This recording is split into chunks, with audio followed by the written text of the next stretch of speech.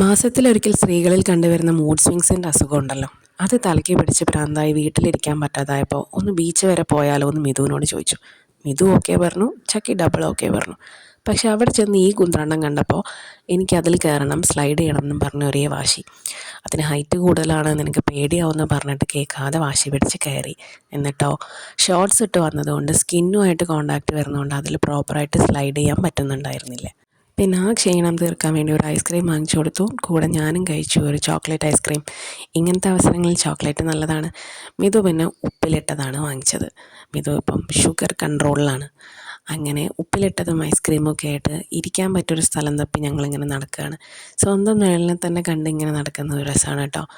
ഈ കടലിന് വല്ലാത്തൊരു ഹീലിംഗ് പവറാണ്. ഇതുപോലെ എന്തെങ്കിലും ടെൻഷനും സ്ട്രെസ്സൊക്കെ ഉള്ള സമയത്ത് അവിടെ ചെന്ന് ആ കടലിൻ്റെ ശബ്ദമൊക്കെ കേട്ട് തിര എണ്ണി ഇങ്ങനെ ഇരുന്നാൽ കുറച്ച് സമാധാനം കിട്ടും. ആവശ്യത്തിന് ഹീലിംഗ് ആയപ്പോൾ തിരിച്ച് വീട്ടിൽ പോകാൻ വേണ്ടി എണീറ്റ് നടന്നു. പോകുന്ന വഴിക്ക് വീണ്ടും കുറച്ച് ഉപ്പിലിട്ടത് വാങ്ങിച്ചു.